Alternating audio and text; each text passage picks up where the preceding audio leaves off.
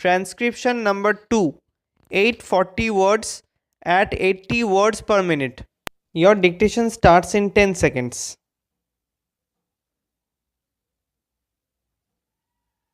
Five seconds. I should like now to make a few observations on the budget.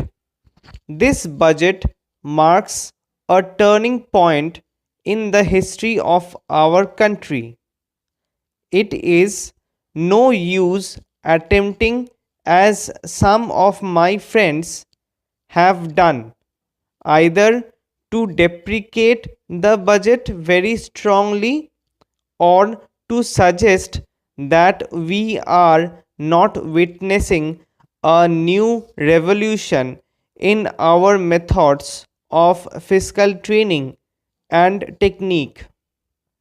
I want it to be quite clearly pointed out to my friends that we are now facing the lean years of Indian finance. Hitherto, we had revenue surpluses which were a form of public saving and were meant to be utilized for capital development.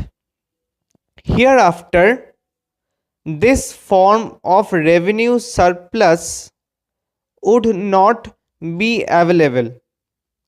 We have therefore to find out ways and means of implementing our great program of national reconstruction at minimum cost. My point is that the deficit on revenue account would be of the order of about 19 to 20 crores. Here, let me point out that I do not agree with those of my friends in the finance department who have attempted to suggest that rupees 9 or 18 crores which are obtained from Pakistan should be put to the revenue side of the budget. They are to be put on the capital side, but that does not seriously alter the trend of my argument. What I am suggesting is that we should have to be prepared for a deficit of a much higher order even on the revenue side. That itself should make us realize that there are very many problems which we have to face and that we have to undertake ways and means of increasing the resources of our country so that it might be possible for us to have a greater amount of surplus or a greater amount of public saving for the purpose of financing capital development.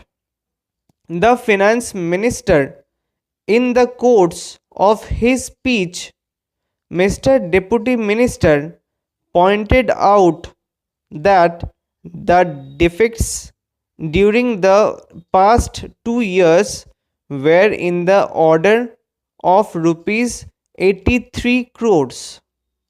I venture humbly to disagree with him because I feel that when we are talking of deficits, we must take into account the overall deficit incurred by the central government and that would be the order of rupees 200 crores.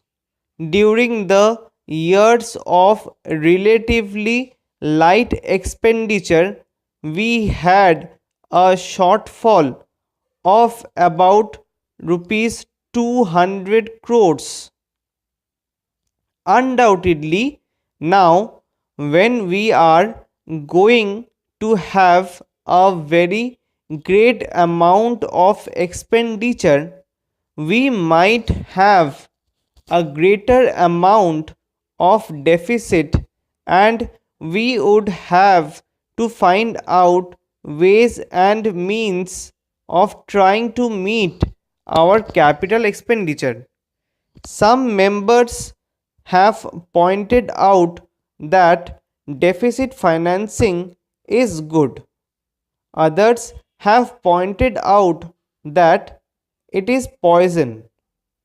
One honorable member who preceded me pointed out that it could be taken like a tonic. Now, I am not willing to enter into the merits of deficit financing or demerits of deficit financing as an academic spirit. The time has now come when we should face realities.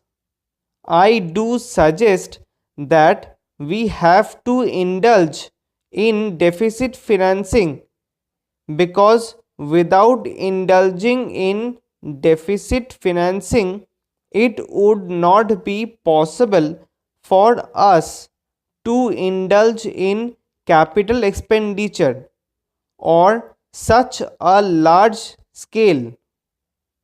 But when we are talking of the scope of deficit financing, I would like to place before the House and the Finance Minister the two great limitations which face us. The first limitation that faces us is that concerning the internal price level.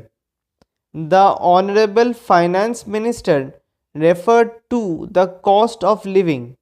He said that he was going to keep a watch over the cost of living so that it may not shoot up within a short period and make a mess of the plans of the capital development.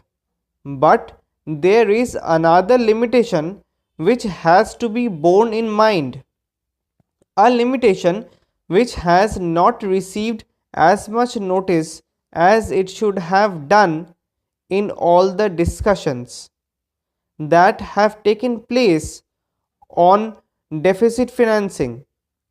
That limitation is the external limitation, or the limitation which arises on account of our balance of payments position.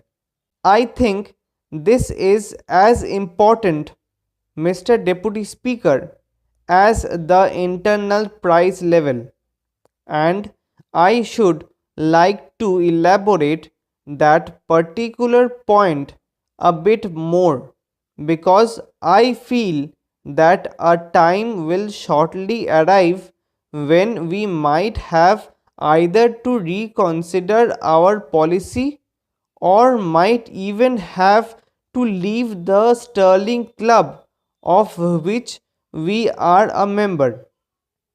The second serious limitation is as serious as the first. What would be the consequences of deficit financing on our balance of payments? The finance minister, in his budget speech, points out that so far as the balance of payments position is concerned, they have now, whether it is by accident or design, a favorable balance, and they have contributed about rupees 63 crores to the dollar pool during the past 6 months. But the moment we indulge in deficit financing, we have to be prepared for worsening of our balance of payments. Stop. 840 words. Thanks a lot for watching this video, guys. If you have really liked this video, then do hit the like button, and also for more such contents, subscribe to Stenographer Sadda.